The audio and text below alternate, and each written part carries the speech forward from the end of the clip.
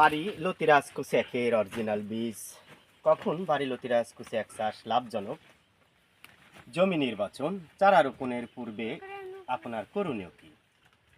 চাষের পূর্বে কিভাবে আগাছা দমন করবেন? প্রিয় দর্শক, আপনারা একটু চারাগুলো দেখেন। এই যে চারা, ভালো বীজ ভালো ফসল, সুস্থ সবল বীজ থেকে সুস্থ সবল ফসল আশা করা যায়। আমরা আজকেও বাংলাদেশের দুই জায়গায় চারা প্রেরণ করতে যাচ্ছি। প্রথমত দিনাজপুর, মাসুদ ভাই নামে এক ভাই আমাদের কাছে 3200 চারার অর্ডার করেছে। তিনি ইতিপূর্বেও মোটামুটি 6500 চারা নিয়েছে, আজকে আবার 3200 চারার অর্ডার করেছে।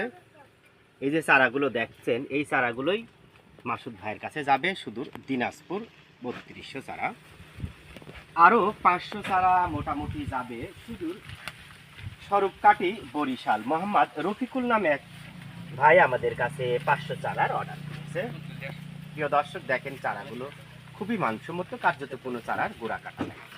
বাড়ি লতিরাজ কুশেক চাষ সারা বছর করা যায়। আপনি শীতকালে চারা রোপণ করলে মোটামুটি 3 থেকে 3.5 মাসে লতি পাবেন।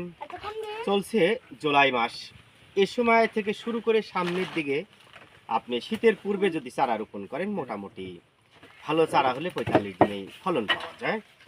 যারা অরিজিনাল বাড়ি লতিরাজ কুশেক চাষ করতে চান, বীজ ফুল পোয়া বা চারা পেতে চান, আমাদের সাথে যোগাযোগ করবেন।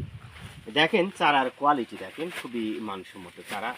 এই পাশেও আপনি চারাগুলো রেখেছি আমরা 3200 চারা। তো যাই হোক, ভালো থাকবেন, সুস্থ থাকবেন।